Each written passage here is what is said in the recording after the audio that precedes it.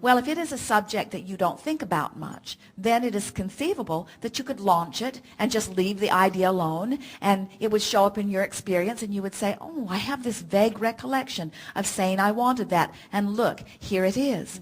But when it is a subject like dollars that play into your experience on so many levels, so many times in a day, it is not likely that you're not going to have thoughts around that subject. In other words, what we're saying is not likely that you're going to leave that subject alone. And so when there's a subject that has to do with something that you want, and it's not likely that you can just not think about the subject, then it is really worth working to bridge your belief about it, working to shift your vibration about it. And the way you do that is just by sort of taking the bull by the horns and talking about the subject with the deliberate intent of bringing yourself to a place of feeling better about it. So does that mean I have to, with the 5 kids, it's hard to, I don't want to work really hard at anything active, physical life. So well, you see, do you hear what you keep doing here? And you're not alone in this. You've already forgotten the manager.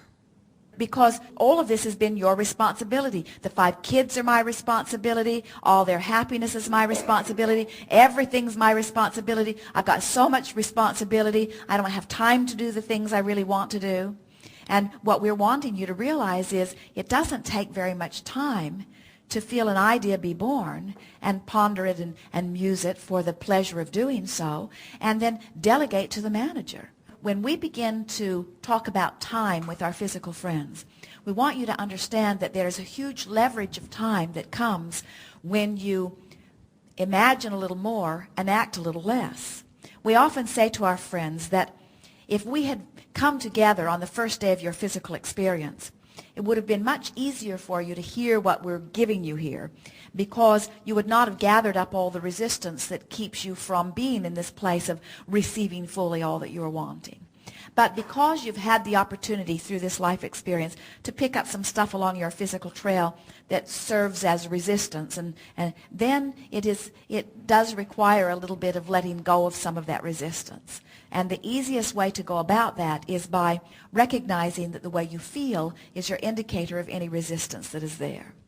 So when we talk about delegating to the manager, the reason that that game is such a powerful game is because it puts you in the place, in the perfect place of creation. And we want to talk for just a moment about what those perfect elements are.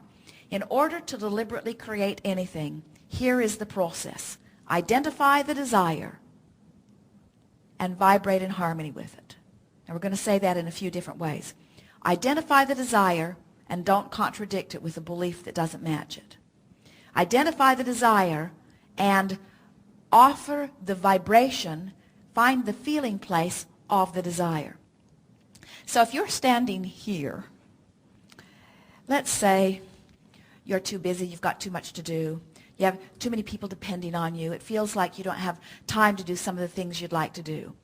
So over there is this vision or this idea of a more leisurely life, or of a life following some of your own dreams, of a more self-sufficient life where others are taking care of themselves and you are doing some of the things that really make your bells ring, some of the things that really please you. So here you stand, and that's just a dream that you almost laugh at whenever you ponder it, because reality is so big. You have so much to do. So in order to allow the things that are over there to begin to make their way into your experience, you must spend more time imagining what's over there. Now, sometimes our physical friends think that what we're saying is, forget action altogether and just get in this dream world. While we do not say that, because action can be a very delicious thing. And besides that, you've gathered a lot of action into your life. In other words, there are a lot of things that are happening in your experience that are dependent upon your action. People will say to us, I can't just quit my job and go sit on the beach and meditate. Or I can't stop what I'm doing and just imagine I have children to feed or dishes to wash or things to do. And we say, we're not encouraging you to stop the action part of your life. We're encouraging that you act just a little bit less and that you envision just a little bit more. What we would like to say to you is that there is power in lining up energy, the likes of which in your action orientation you don't really know. When you find a thought and you hold that thought purely for as little as 17 seconds. Now there's a lot of power in the word pure because pure means a not contradicted thought. When you find a thought of something wanted and you hold that purely by imagining it, pretending it, remembering something like it, musing it, when you hold that thought for as little as 17 seconds, another thought of the same vibrational equivalent, because of law of attraction, joins it. And when those two thoughts come together, there is an explosion of energy. The big bang that you talk about is about that.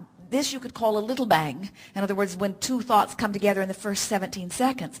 Now you've got a bigger, faster moving, more penetrating, more powerful thought. In other words, more non-physical energy is now making its way toward that thought.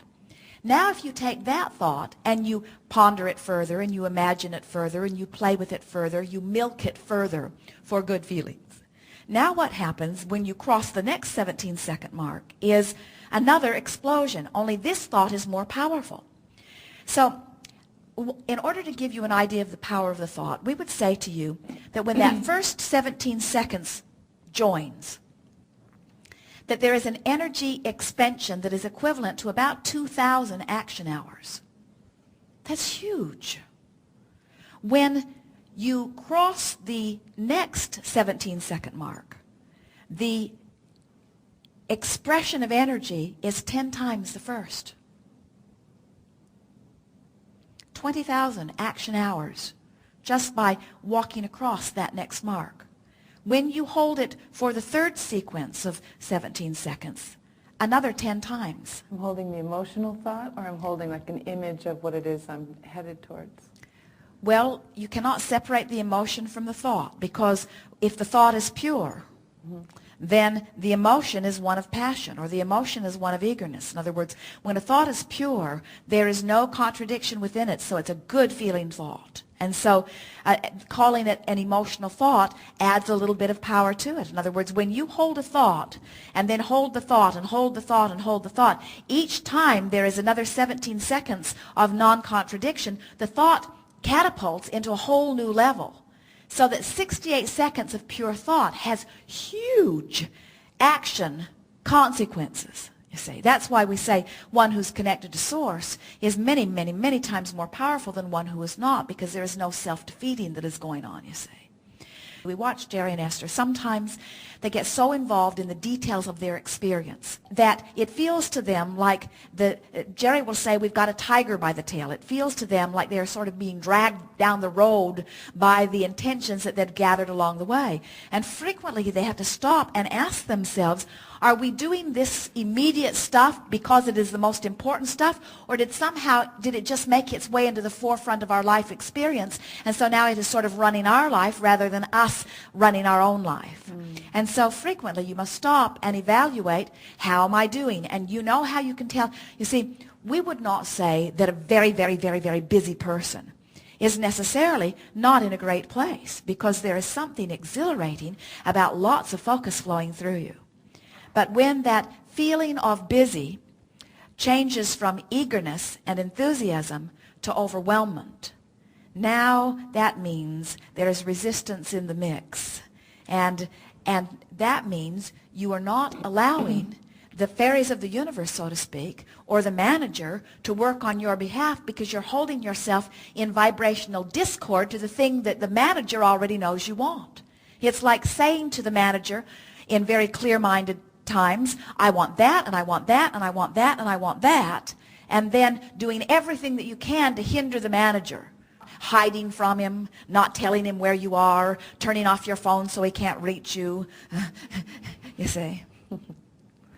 So what we're getting at here, and let's recap it just a little bit here, is that when you take the time to visualize for the pleasure of the visualization, now what happens is you hold yourself in vibrational harmony with what you're wanting, and you find so much more time to do so many of the things that you're wanting to do. Time is truly a perceptual thing, and in a feeling of overwhelmment, time always feels short. Did we get to the heart of it? Something more specific you were wanting? I think that's good. Thank you. Be playful about it all.